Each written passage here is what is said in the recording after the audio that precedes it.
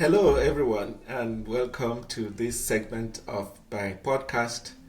I must apologize that this podcast was supposed to have been followed by the last one, but I also understand the fact that some things had unforeseen circumstances happened. I had lost my sister January last year, and this January was her anniversary, and I had to go to Washington. Unfortunately, it was so snowy and it kind of created a lot of problems. And eventually, we came back. I was not feeling very well as well, so I must apologize for not following up on the last podcast.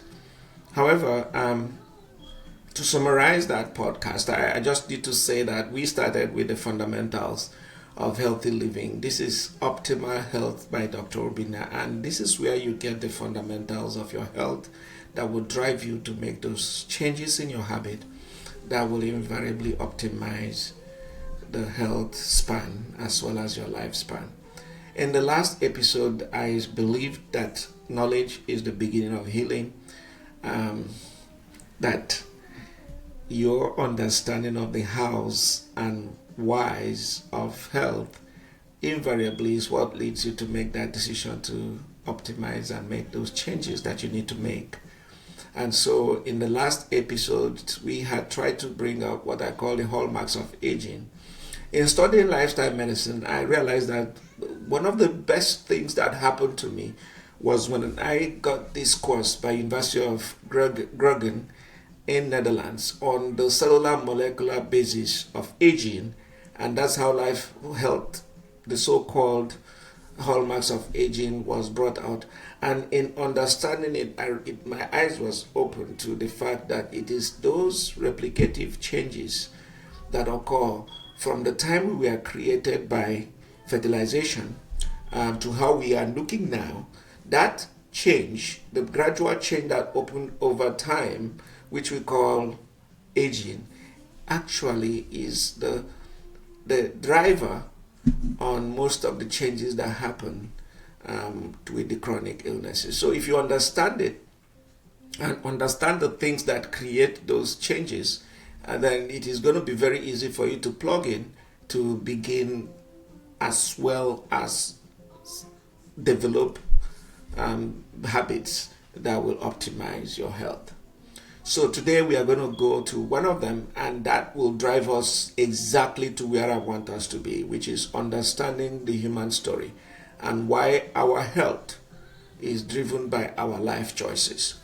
So today's episode is going to be about our lifespan, our health span, and the role of our habits in creating an optimal health. I want to go back a little bit. Imagine in the 1900s. There were no antibiotics, there was no vaccination, no emergency room full of life-saving gadgets. It was just raw survival. We just had this, nothing else but simple things, that herbs and leaves that people will put on your skin if you had any infections or infestations. So if you got a simple cut and it gets infected, it could be your end. Life expectancy at the time, a shocking 40. But then something changed, and it changed everything. For most of human history, infectious diseases were the number one killers. It was the number one cause of death. Now, chronic illnesses are 80% all-cause mortality. But then, people didn't die of diabetes or heart attack or Alzheimer's or obesity or any of these conditions that we now, or kidney failure. They died from tuberculosis, pneumonia, influenza, smallpox, and bacterial infections from a minor cut, just a little minor cut, and the wound could turn into a life-threatening condition. Parents lost children to diseases that we hardly talk about today. Children didn't make it to the age 5. In fact, it is that particular statistics that caused the lifespan to drop to about 40. But that changed over time. But the first change happened a little bit later than the discovery of vaccine, which we're going to talk about. In 1928 specifically, Alex Fleming, a Scottish scientist, made a discovery that changed the course of medicine forever.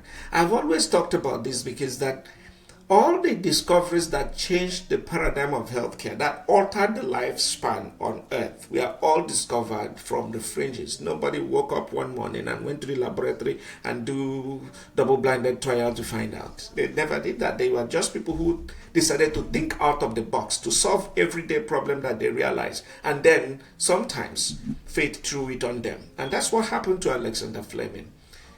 What did he do? He found a mold growing in one of his petri dishes. A mold.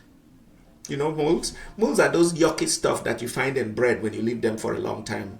And for him, the petri dishes are usually, when you get a swab from an infection, they usually will put it on petri dishes and then they go and look at what organism it is. It helped them kind of make a decision at the time. To save those, they could.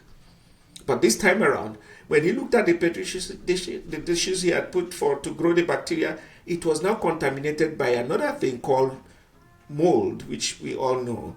But one thing that he realized, he found out that the mold, around the mold, all the bacteria that were around the mold all died. And we all use that today, because when you're cultivating, when you're creating a culture report, what you do is you first grow the organism on a petri dish and then use small discs of antibiotics and then put all around that dish, and you now see the particular antibiotic that will kill off all the bacteria around it. But in this case, Alexander Fleming realized that this mold, all the organisms around that mold were dead, because it was clear that mold, the yucky mold, became the source of the first antibiotics, penicillin. In 1940, they began to now look at what could it be. That took 15 years. See how long it took for them to be able to find what particular substances, and then began to mass produce them. But let's go back to before that. Before that, one young man called Edward Jenner I think it was 1890s. Smallpox was another killer. About 9 out of 10 persons that got smallpox died. But they realized that people who had the animal form of it, called cowpox, survived. They're able to get the same type of yucky stuff on their skin that it's called the vesicles that looked like smallpox, but theirs was different. That's why it was called cowpox, and they saw that in cow. But they never died. So what he did, that he found this little boy, 10-year-old, whose all the relatives around him were getting the smallpox. What Edward did was to get a cow hand, a girl who had cowpox, get the yucky stuff, scratch out the yucky stuff from her skin and scratched it into the boy. Who would have done that today? They would have jailed him. Or somebody would have said, hey, he didn't do double-blinded trials. But he went straight into the boy's skin and scratched it in. And the boy got the cowpox. And then he got the cowpox, went through the disease, but naturally, when he eventually lived with his relatives who had smallpox, he never got smallpox. That was the first vaccination. So both vaccines and the discovery of penicillin did the magical thing that we are talking about that happened in the 40s. Boom! The life expectancy shifted from 40s into 60s just by the turn of the 1950s. But guess what? We conquered infectious diseases with just these two fringes of discovery. But did we win the war? We did not win the war against disease, because as people started getting older, unfortunately for us as human in the history, the agro-revolution started. The agricultural revolution was when people no longer wanted to eat and just farm for things that their family will eat, but they decided to farm so they can go and sell it in the market. So they expanded the amount of land they use in farming, and the same thing expanded the amount of animals that they made so that they can make it commercial. At the same time, agricultural revolution was starting, then the industrial revolution followed suit. So people now had mechanical things that will help to do the farming, and of course cars and all of that came through at the same time. So this is what we had done to ourselves. And it's not our fault, but we are going to see, because those two things actually change the trajectory of our health as well. So a new kind of disease took over from infections and infestations. We were no longer fighting bacterial infections because children were now living beyond age 5, and we were able to have penicillin to help. We are now battling diseases that came from lifestyle changes brought about by agricultural revolution and industrial revolution. Do you know what? Infections didn't cause those. There was no bacteria. There was no virus. What caused it was our lifestyle began to turn against us.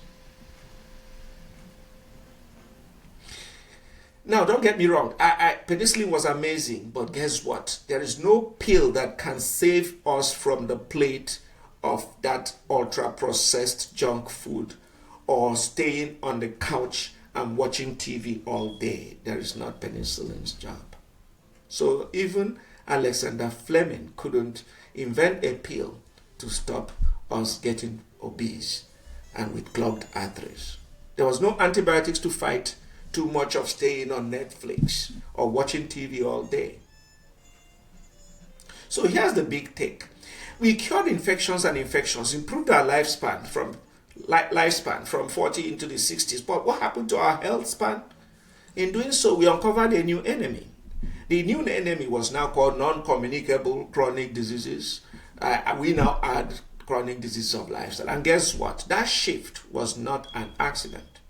It has everything to do with us. So we are living longer. And let's be honest, are we really healthier?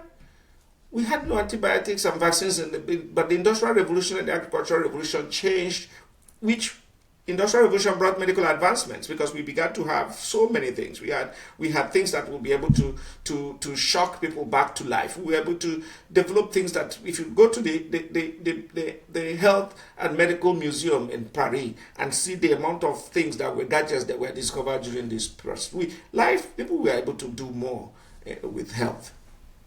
But it didn't stop the continuation of that downward spiral. Because human beings, with the Industrial Revolution, stopped moving. They started sitting. That, my friend, is what really went wrong. For centuries, our forefathers were active. They walked, they ran, they lifted things. They every calorie they consumed, they burnt it as they are hunting the animals for their next survival kit. But everything changed. So these machines took over the labor force. People stopped working the fields and started working on desks. No more carrying of water. We had things that will bring it out from the well. No more grinding the wheat with your hands. We had factories, we had engines, we had automations, things that we couldn't have been doing before. We were able to do with our hands. We now never did them. Instead of moving, we sat all day. Instead of walking, we rode in cars. Then the agro-revolution did not even change much. The food that we would have had, the corn that we would have had to eat, we now had to dry it and grind it and make a powder that we used to make dumplings and bread and baked. And farmers were not just growing crops for their families anymore. They wanted to make it bigger, have bigger harvests, larger things. They had to change the they had genetic modifiers that will improve the yield. They put fertilizers and the chemicals in the soil to increase the yield. The grains were refined into sugar. And you know what? It became cheap. Food became really, really cheap. That you could sit down. This food can sit down on the shelf for months and years and then put them in a tin and then we go and take them and eat after that. Natural foods that we are eating for millennia started disappearing from our plates. I want you to fast forward into 1950s and 60s, the ultimate turning point. Then came the young man that they call Captain, and he brought in these Kentucky Fried Chickens. They had burgers and sodas and snacks. And then they had these TVs that you could sit down on your couch and watch all day.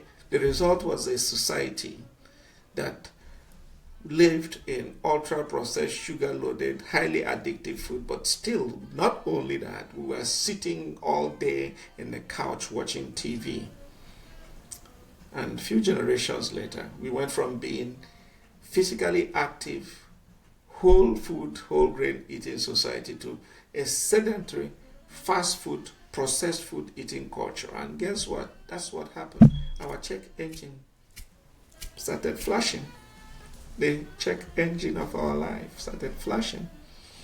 That's why I think the human body as a small car, I look at it as a sports car. You know, sports cars need fuel, they need premium gas. It was built for premium gas. And that is the whole food, the movement, and the fresh air that you need to get the engine rolling. But what did we do? We began to feed it with leaded gas and junk, and the fast food that came and the stress that associated with it. That's why our engines began to break down. We started aging faster. We began to get big, and heart diseases and obesity and Alzheimer's and renal failure and renal disease began. Those were the warnings lights that began to affect our lives. And our dashboard, we are seeing it every day. And the worst part is that many of us don't even realize that we are running on these fumes and that our dashboard light is on. We just accept that chronic disease is just as the doctors have told us. It's just normal. We inherited it from your parents. You're just going to take pills. We get it controlled and you continue doing that. But I'm here to tell you that that's not true. That's not normal. And I have evidence to prove it. So what is really this thing about lifestyle? Let's look at the evidence. I don't take my word for it. The nurses health study have been going on for 50 years. In fact, they've expanded it to health practitioners study now. You have part 1, part 2, part 3, over 50 years.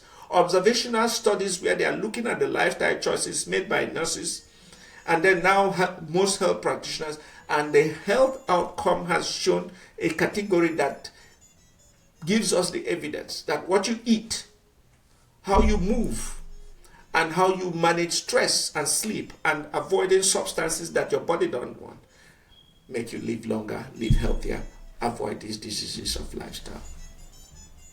The same thing happened with Adventist study. The Adventists, if you know, the Adventists, Seventh-day Adventists is a community that is known to have this religious-based understanding of eating things from the soil and doing regular exercises and activities. And they followed about hundreds of thousands of Adventists over the same period, about 40 years.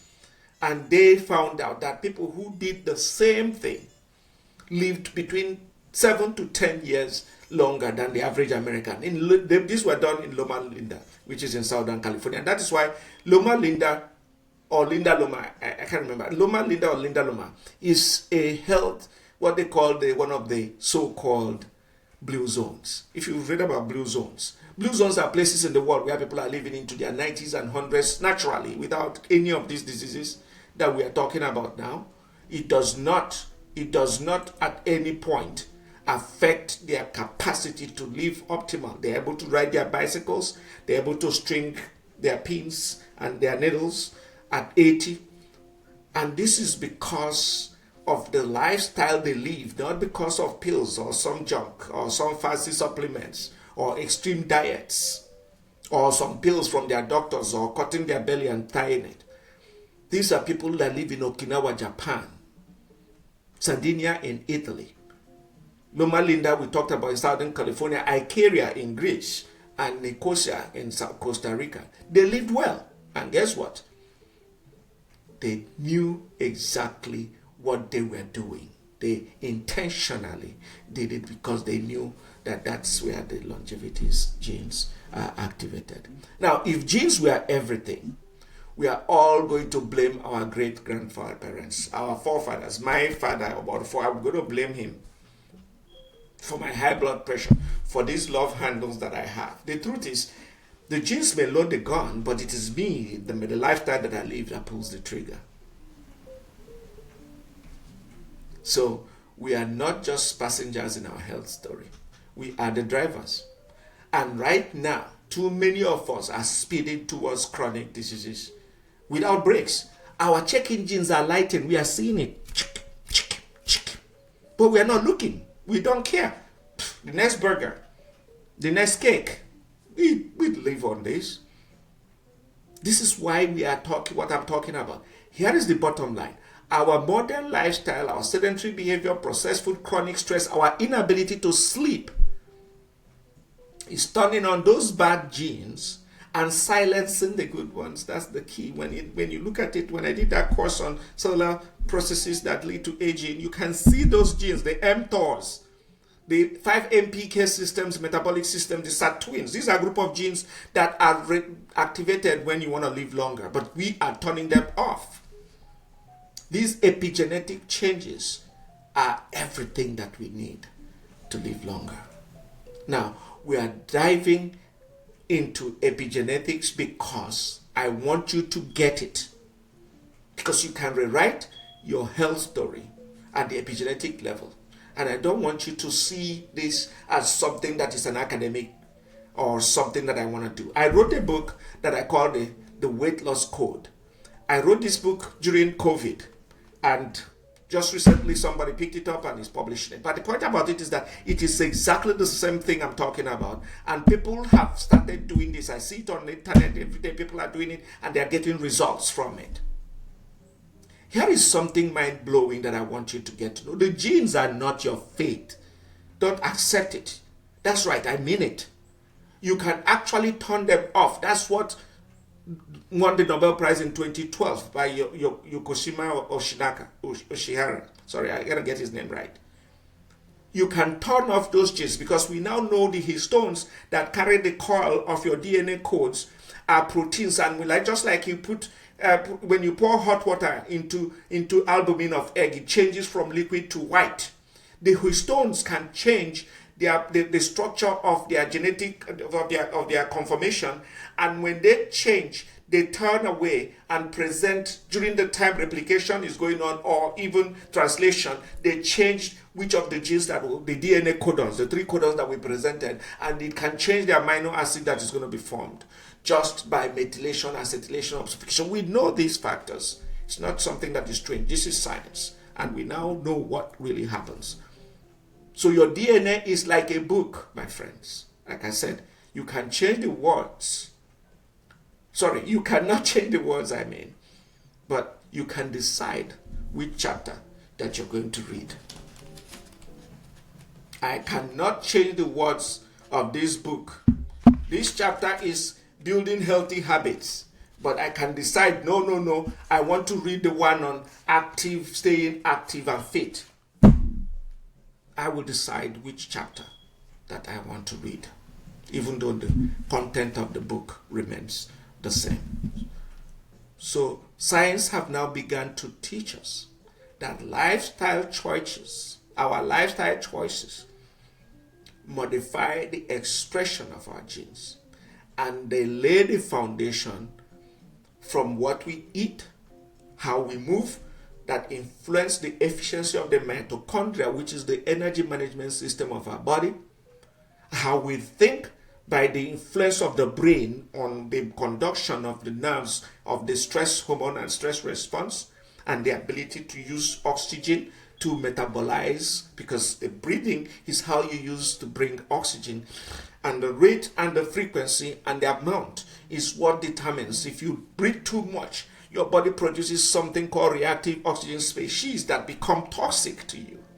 So the stress, ability to control your stress level and the stress hormones, we now know determines which genes that can turn on and which ones need to be silenced.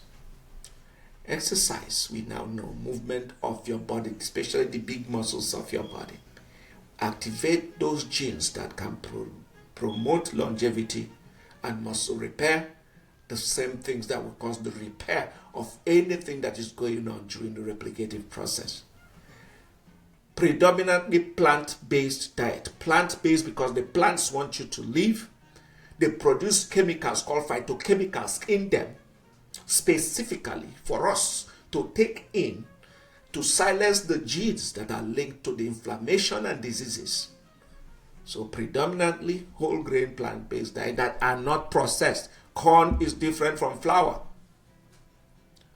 the ability to manage your stress. You cannot do anything about the stress we are living in it, we are swimming in it, but you can do something about managing it by controlled breathing, which is now called all sorts of names, from meditation to breathing techniques.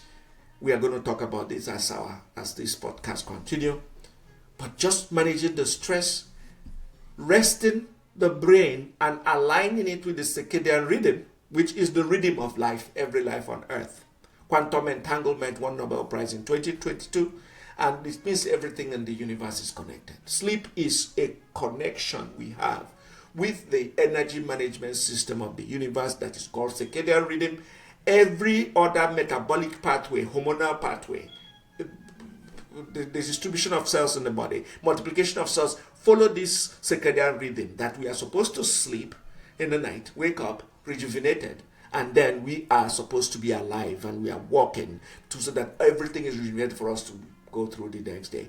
So sleep management is very important. In fact, it's one of the most under talked about. I'm going to do a particular episode on it. I'm going to find an expert to talk about it. That actually right now, it is thought that no matter how well you do in the others, all the others, if you're not getting adequate sleep, it may be what will put the wrong on the machinery in the spoke of all the others. So sleep and stress, which is the currency of our mind, getting our mind in a quiet state, are very important. And they are the anchor of my mouth, muscle, and mind concept. So I want you to think about the mouth, muscle, and mind. All my books are based on it.